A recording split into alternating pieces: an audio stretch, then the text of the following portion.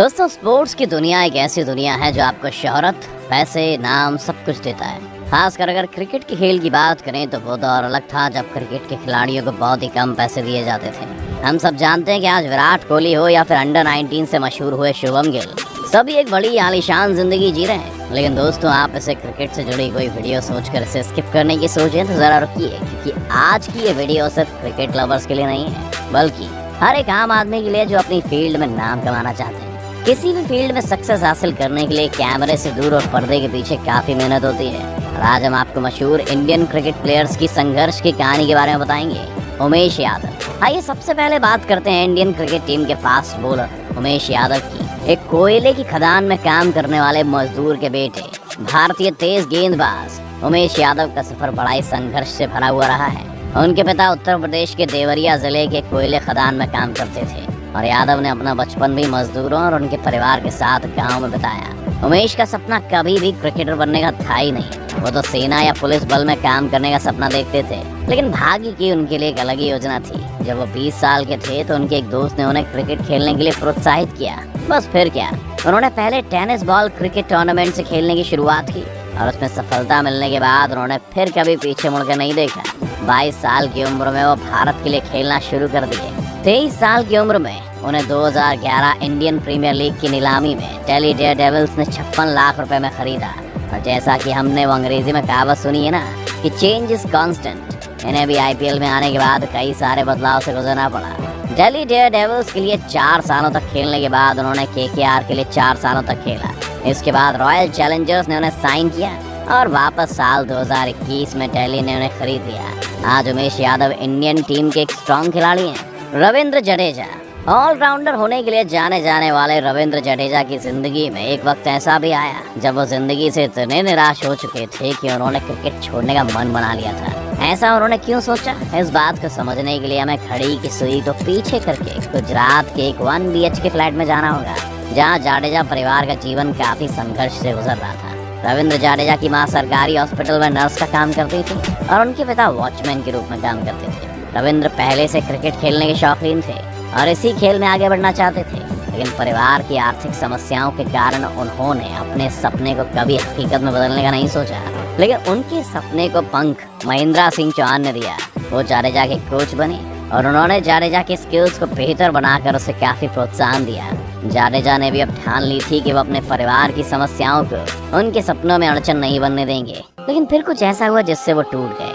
दरअसल जब जाडेजा 17 साल के थे तब उनकी माँ बीमारी के चलते चल बसी। रविंद्र की कामयाबी को उनकी माँ नहीं देख पाई और इसी बात के अफसोस से उन्होंने क्रिकेट को हमेशा के लिए अलविदा कहने का सोच लिया। लेकिन परिवार वालों और कोच के लाखों बार समझाने पर जाडेजा ने वापस क्रिकेट खेलने के लिए हाँ भरी और मेहनत और लगन के चलते साल 2006 में अंडर 19 टीम में उन्हें श्रीलंका के सामने वर्ल्ड कप खेलने का मौका मिला, जिसमें उन्होंने बेहतरीन प्रदर्शन दिखाया और इसी के चलते वापस 2 साल बाद उन्हें अंडर 19 में वाइस कैप्टन के तौर पर खेलने का मौका मिला और इस वर्ल्ड कप में इंडियन टीम ने जीत भी हासिल की थी। इसके बाद उन्हें इंडियन टीम के लिए खेलने का मौका मिला और आज ये ऑलराउंडर के रूप में जाने जाते हैं। जहाँ एक समय में ये परिवार अपनी रोजमर्रा की जिंदगी जीने के लिए इतना संघर्ष कर रहा था, वहीं आज जाडेजा की नेटवर्थ लगभग 56 करोड़ रुपए है। दोस्तों, क्या आप भी ऐसे किसी शख्स को जानते हो जिसने अपनी मेहनत और लगन के चलते अपनी जिंदगी को हमेशा के लिए बदल दिया? अगर हाँ तो हमारे साथ वो इंस्पिरेशनल स्टोरी जरूर शेयर करें। हार्दिक पांड्या।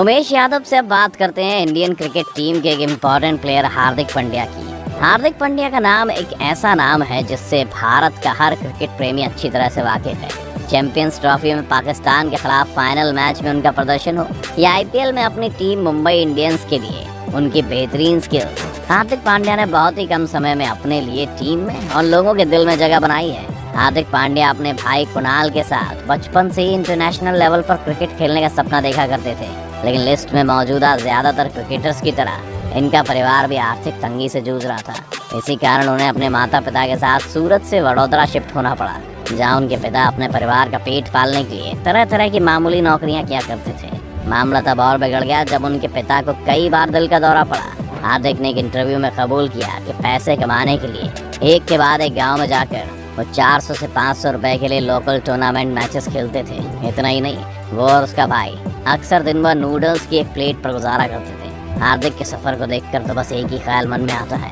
कि जहाँ चाह है वहाँ रहा है। यूसुफ पठान एंड इरफान पठान।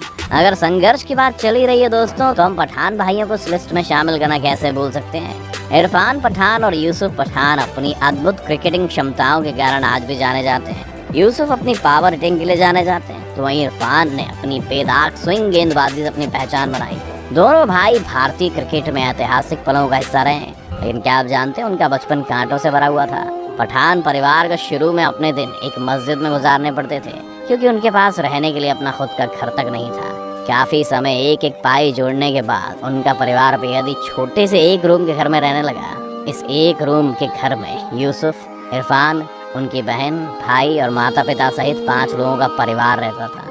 शुरू से ही दोनों भाइयों का क्रिकेट खेलने में काफी दिलचस्पी थी, लेकिन वो कहते हैं ना, माँ बाप अपने बच्चों के सपनों को पूरा करने के लिए अपनी जी जान लगा देते हैं। पठान भाइयों के पिता भी मस्जिद में काम करके सिर्फ 200 से 250 रुपए हर महीने कमाते थे, लेकिन जैसे तैसे कर्ज में डूबकर उन्होंने अपने बच्चों का सपना पूरा करने में उनकी मदद की। एक इंटरव्यू में उनके पिता ने खुलासा किया था कि इरफान कभी कभी स्थानीय शुक्रवार के बाजार से पुराने जूते खरीदने के लिए उनसे 50 रुपए उधार लेते थे और उन्हें